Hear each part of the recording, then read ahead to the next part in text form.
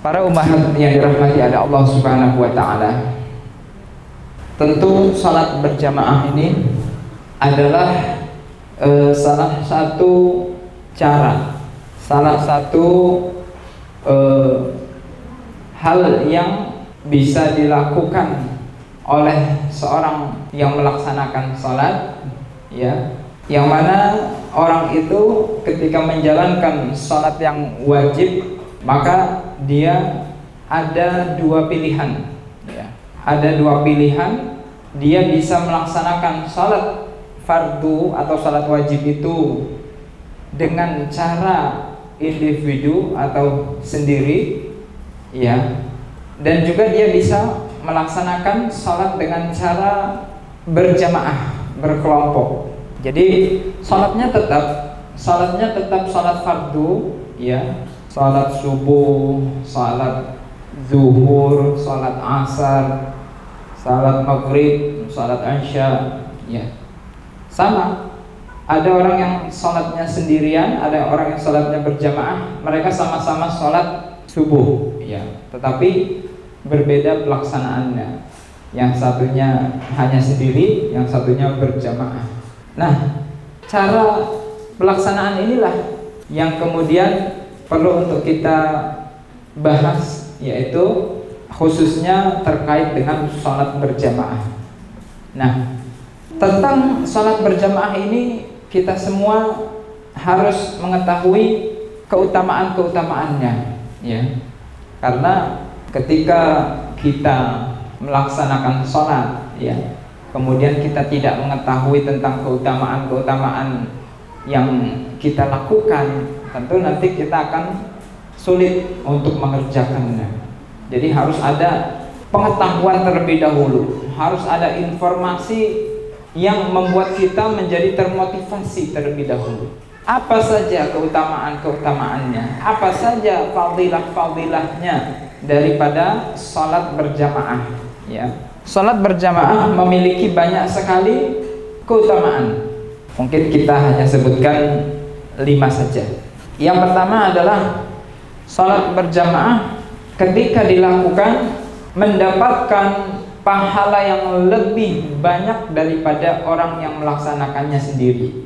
Salat berjamaah yang dilakukan bisa membuat pahala menjadi berlipat daripada salat yang dilakukan sendiri. Hadisnya sebagaimana disebutkan oleh Rasulullah SAW dalam riwayat Al-Bukhari, bahwa Rasulullah SAW bersabda, "Salatul jama'ati tafdulu salatal fadhi bi 27 darajah."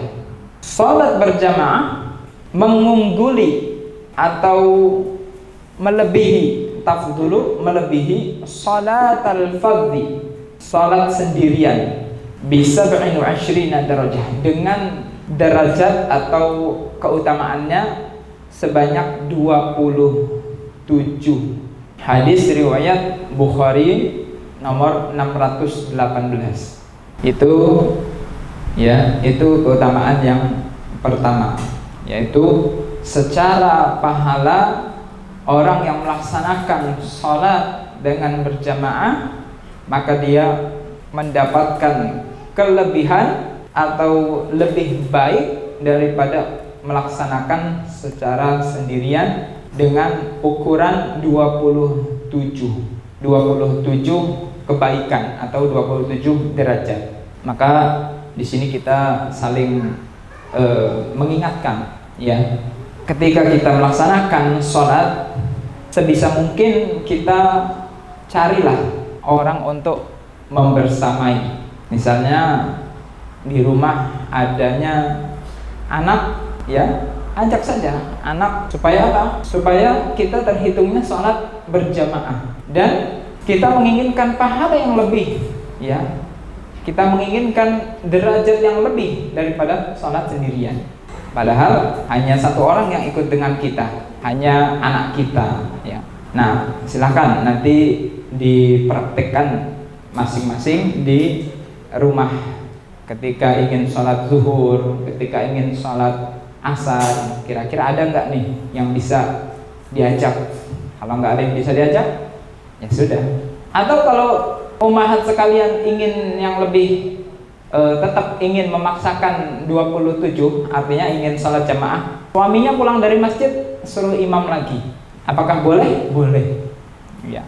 Kalau misalnya tidak ingin sama sekali ketinggalan pahala jamaah, karena dalam sebuah hadis Rasulullah SAW pernah ada seseorang yang sudah melaksanakan sholat, kemudian ada temannya yang diajak untuk sholat berjamaah, lalu kata Rasulullah SAW, itu adalah sedekah yang diberikan temanmu untuk dirimu. Artinya orang yang sudah sholat di masjid, orang yang sudah sholat fardu, dia boleh melaksanakannya lagi untuk membersamai temannya atau siapapun yang ingin minta ditemani supaya dia mendapatkan pahala 27. Nah, orang yang sudah melaksanakan sholat fardu di masjid atau sudah melaksanakan sholat lah, diajak sholat lagi, maka sholat yang dia lakukan bernilai pahala sunnah. Misalnya dia sudah sholat subuh di masjid, kemudian pulang-pulang ke rumah diminta jadi imam oleh istrinya, maka sholat 2 rakaat yang dia lakukan bersama istrinya terhitung sebagai sholat sunnah. Ya, sholat sunnah, tetapi si istrinya tetap sebagai sholat wajib. Jadi para ummahat yang dirahmati oleh Allah Subhanahu wa taala, jadi sebisa mungkin kalau ada yang bisa menemani kita sholat berjamaah, maka laksanakanlah sholat secara berjamaah. Kemudian yang kedua, keutamaan ya sholat berjamaah yang kedua adalah dosanya akan diampuni oleh Allah Subhanahu wa taala. Dosa-dosanya akan diampuni oleh Allah Subhanahu wa taala. Dalilnya adalah hadis Rasulullah sallallahu alaihi wasallam ya, yang diriwayatkan oleh Muslim. Rasulullah sallallahu alaihi wasallam bersabda, barang siapa berwudu dan memperbagus wudunya, kemudian pergi ke masjid, tidak ada keinginan kecuali untuk sholat, maka langkah kaki yang satu akan mengangkat derajatnya, langkah kaki yang satu akan mengangkat derajatnya, dan yang lain menghapus kesalahannya. Ya, jadi ini ada redaksi ke masjid ya. Hadisnya riwayat Muslim nomor 666. Dalam hadis ini disebutkan ada kalimat pergi ke masjid. Nah, berarti dalam hal ini kalau ummahat yang ingin sholat berjamaah ya, ingin sholat berjamaah, ingin agar dosa-dosanya diampuni oleh Allah Subhanahu wa taala, maka bisa juga dia untuk pergi ke masjid ya. Jadi di masjid itu bukan hanya untuk para ikhwan, bukan hanya untuk para laki-laki, tetapi untuk yang akhwat, untuk ummahat juga bisa untuk pergi ke masjid ya. Dulu pernah kita sampaikan, ketika ya seorang perempuan ingin pergi ke masjid, maka pernah ada seseorang datang kepada Rasulullah SAW, ya Rasulullah, kami ingin melaksanakan sholat di masjid, mendapatkan keutamaan sebagaimana bapak-bapak atau laki-laki yang mendapatkan keutamaan sholat di masjid. Kemudian suami-suami kami melarang untuk melaksanakan sholat di masjid. Lalu kemudian Rasulullah SAW mendatangi suami-suami mereka, dan kemudian Rasulullah bersabda, la tamna'u ima Allah masajidallah. Janganlah kalian melarang perempuan-perempuan untuk pergi ke masjid ya. Jadi sholat di masjid bagi perempuan ya, untuk mendapatkan pahala jamaah itu juga diperbolehkan dan bahkan dianjurkan, dengan syarat dia aman dari gangguan, aman dari campur baur, dan aman dari ikhtilat ya. Tetapi kalau ditakutkan, misalnya kan ada beberapa masjid yang pintunya hanya satu ya, kemudian juga tidak bisa untuk mencari pintu yang lain, harus satu pintu dengan laki-laki, ya. Maka kalau khawatir hal seperti itu, maka tidak apa-apa sholat di rumah. Intinya diperbolehkan bagi perempuan untuk pergi ke masjid. Nah, dalam hadis ini disebutkan selain pahalanya akan diangkat oleh Allah Subhanahu wa taala, dosa-dosanya juga akan dihapus oleh Allah Subhanahu wa taala. Ya. Lalu Ustaz, bagaimana dengan kalau salatnya di rumah? Apakah dosa-dosanya juga diampuni oleh Allah Subhanahu wa taala? Kalau berjamaah juga bisa dosa-dosanya diampuni oleh Allah Subhanahu wa taala. Katakanlah di rumah ada anak, ya, atau ada siapa yang bisa menemani kita salat berjamaah. Dalam hadis disebutkan barang siapa yang membaca Al-Fatihah lalu mengucapkan amin setelah imam mengucapkan waladhdallin, maka dosa-dosanya diampuni oleh Allah Subhanahu wa taala. Dalam sebuah hadis disebutkan man wafaqa ta'minuhu ta'minal malaikah ghufira lahu ma taqaddama min dzambi. Barang siapa yang mengucapkan amin setelah imam mengucapkan waladhdallin lalu dia berbarengan dengan aminnya para malaikat, maka dosa-dosanya akan diampuni oleh Allah Subhanahu wa taala. Jadi tetap mau di masjid dapat, mau di rumah juga bisa mendapatkan ampunan, ya. Karena sholat berjamaah ini memang luar biasa pahalanya. Selain juga pahalanya berlipat ganda, juga bisa menghapus dosa-dosa kita. Oke, itu yang kedua. Kemudian yang ketiga, akan mendapatkan sholawat. Dalam hadis disebutkan Rasulullah Shallallahu Alaihi Wasallam bersabda, Innallaha wa malaikatahu yusalluna ala as-sufufil awwal. Sesungguhnya Allah dan para malaikat bersolawat kepada orang-orang yang melaksanakan sholat di barisan pertama. Sesungguhnya Allah dan malaikatnya, sesungguhnya Allah dan malaikatnya bersolawat, ya, bersolawat kepada orang-orang yang sholat di shaf pertama. Nah, kalau berjamaah, ibu-ibu sekalian, berarti ya dia ada barisan-barisannya. Kecuali yang hanya beberapa orang atau hanya satu orang, maka otomatis orang yang satu itu yang menjadi makmum, otomatis dia menjadi orang yang shaf pertama. Jadi luar biasa, orang melaksanakan sholat berjamaah mendapatkan sholawat dari Allah dan para malaikatnya. Nah, sekarang pertanyaannya, sholawatnya Allah dan malaikat itu apa sih? Apakah sama dengan sholawatnya kita? Beda. Ternyata sholawatnya Allah itu maksudnya adalah rahmat dan ampunan Allah. Kalau malaikat bersolawat, berarti kira-kira sholawatnya malaikat artinya apa, Bu?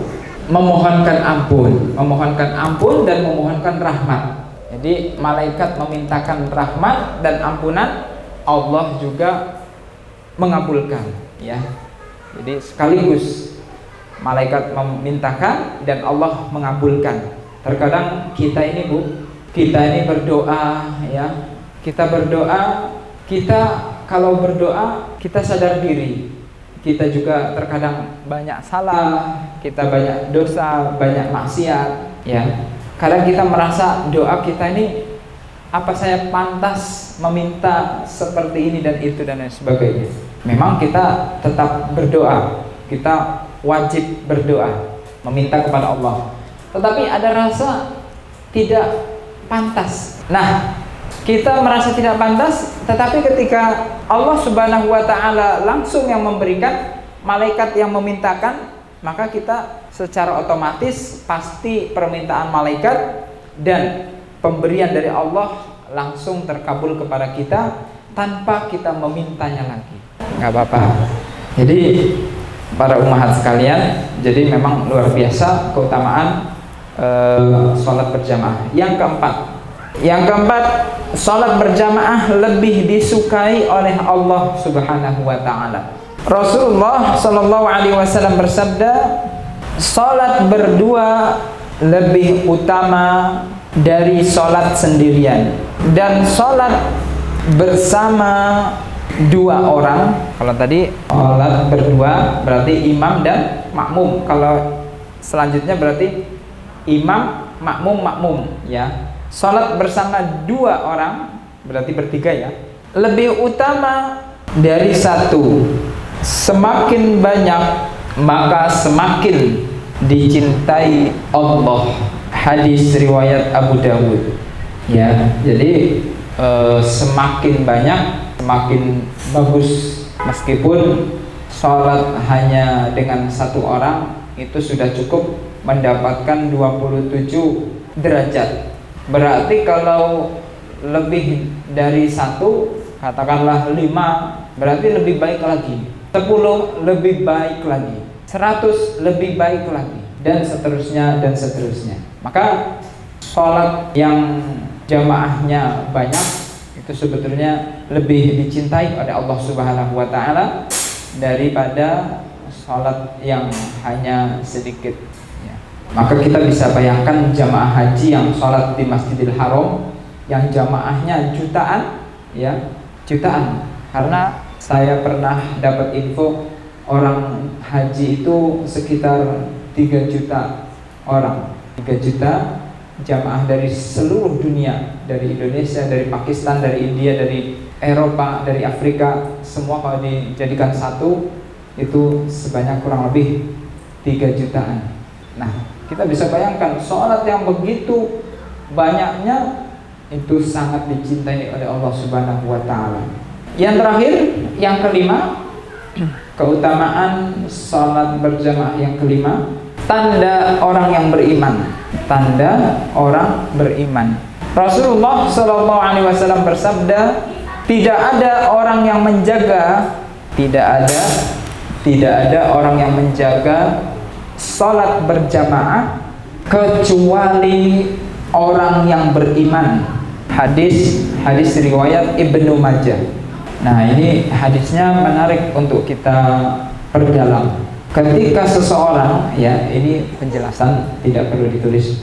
Ketika seseorang berupaya untuk terus ingin berjamaah, berarti kan dia dalam hatinya ada keyakinan. Dia yakin bahwa sholat berjamaah itu pahalanya berlipat. Sholat berjamaah itu dapat mengampuni dosa. Sholat berjamaah itu menghapus kesalahan. Kemudian sholat berjamaah itu lebih dicintai oleh Allah. Nah, berarti kan dalam hatinya ada keimanan. Nah, persis sebagaimana sabda Rasulullah yang barusan kita dengarkan, bahwa Rasulullah bersabda tidak ada orang yang menjaga sholat berjamaah kecuali dia adalah orang yang beriman. Jadi kalau kita ingin menjadi orang yang benar-benar beriman, benar-benar diakui keimanan kita oleh Allah dan Rasulnya, maka sebisa mungkin kita rakus terhadap kebaikan. Saya tidak mau kesempatan emas ini terlewatkan. Saya merasa rugi kalau saya sehari kok nggak sholat berjamaah. Ya, katakanlah ummahat sekalian, dalam sehari sholat 5 waktu, kemudian dari 5 sholat subuh sampai isya kok nggak ada yang berjamaah, itu rasanya rugi sekali, merasa rugi ya. Kira-kira kita merasa rugi tidak? Kalau kita merasa rugi berarti kita masih ada iman. Tapi kalau kita merasa anteng-anteng saja, tidak ada apapun ya, tidak ada masalah, waspada, itu hati kita sudah kurang iman kepada Allah Subhanahu wa taala. Harusnya kita semakin kuat iman kita, semakin kita merasa resah. Ya Allah, hari ini kok saya belum salat berjamaah ya. Ya Allah, hari ini kok saya belum membaca Al-Quran ya. Ya Allah, hari ini saya belum bersedekah walaupun hanya 2.000 ya. Rugi sekali. Nah, tetapi kalau merasa aman, nah ini justru yang kurang baik. Tetapi kalau kita resah ingin yang lebih dan lebih, maka artinya dalam diri kita ada keimanan kepada Allah Subhanahu wa taala. Jadi para umat sekalian, itu keutamaan tentang sholat berjamaah. Jadi monggo silahkan nanti dipraktekkan dalam kehidupan kita sehari-hari. Ya sebisa mungkin kita tidak ketinggalan sholat berjamaah, atau minimal jangan sampai ada satu hari yang tidak berjamaah sedikit pun. Kalau bisa semuanya kita lakukan berjamaah, kalau tidak bisa sebagiannya saja, yang penting kita sudah mendapatkan keutamaan yang besar. Nah, ini ada sedikit kisah. Kisah ini terjadi, saya lupa, pernah disampaikan oleh seorang ustadz membahas tentang kitab Al-Kabair, yaitu tentang meremehkan pahala sunnah. Ada seorang yang di zaman sahabat atau di zaman tabi'in itu dia terbiasa sholat berjamaah. Kemudian pada suatu hari dia tertidur. Dalam tidurnya itu dia bermimpi. Dia melaksanakan sholat sendirian, dan orang-orang dalam mimpinya itu melaksanakan sholat berjamaah. Dalam mimpinya itu dia melihat orang yang melaksanakan sholat berjamaah itu mereka berjalan sangat cepat, sementara dia yang sholat sendirian lambat sekali. Dia berupaya untuk lari mengejarnya, tetapi tidak bisa. Semakin lama semakin jauh. Kemudian dia pun terbangun. Lalu sahabat ini atau orang soleh ini kemudian menangis dan menceritakan kepada temannya atau kepada gurunya. Kemudian kata gurunya, itu artinya pahala sholat yang dilakukan secara berjamaah jauh lebih cepat dan jauh lebih unggul dibandingkan sholat sendirian. Sekhusyuk apapun kita sholat sendirian, tidak akan bisa mengungguli orang yang sholat berjamaah. Orang yang sholat berjamaah, katakanlah dia kurang khusyuk ya Bu ya, tetapi pahalanya lebih besar daripada orang yang sholat sendirian kemudian khusyuk sekali. Bahkan kalau dilakukan berulang-ulang kali sampai 27 kali, itu tidak akan bisa mengungguli pahala sholat orang yang berjamaah. Maka kalau bisa kita terus melaksanakan dan berupaya untuk melaksanakan secara berjamaah. Ya, kalaupun benar-benar tidak bisa, ya maka semoga ketidakbisaan kita itu dimaafkan oleh Allah Subhanahu wa taala. Berikutnya kita akan membahas tentang syarat-syarat sholat berjamaah. Sebelum kita membahas, barangkali ada umat yang ingin bertanya terlebih dahulu, dipersilahkan. Shaf terakhir. Kalau kita berada di shaf terakhir, tentu kita mendapatkan keutamaannya tidak sama dengan yang di pertama. Yang di pertama mendapatkan salawat dari Allah dan malaikatnya. Kalau yang paling belakang atau yang kedua dan seterusnya, mereka tidak mendapatkan. Tetapi bukan kemudian tidak mendapatkan pahala berjamaah, tetap mendapat pahala jamaah. Kemudian juga pas imam mengucapkan ghairil maghdubi alaihim waladdallin, amin, itu mendapatkan keutamaan juga. Ini menunjukkan apa? Menunjukkan bahwasanya orang yang berada di barisan pertama ini adalah orang-orang yang memang semangat gitu ya, semangat untuk melakukan kebaikan. Tetapi kalau kita tidak bisa mendapatkan shaf pertama, tetapi kita sudah terbiasa di shaf pertama dan pada satu saat kita terlambat, ya maka kita tetap mendapatkannya.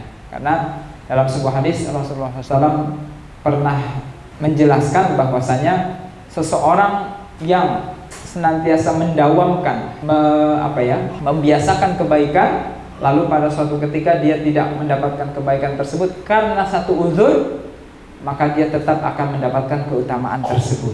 Tetapi kalau dia tidak terbiasa di shaf awal, kemudian dia shaf kedua, shaf terakhir, maka dia tidak akan mendapatkan keutamaan shaf pertama.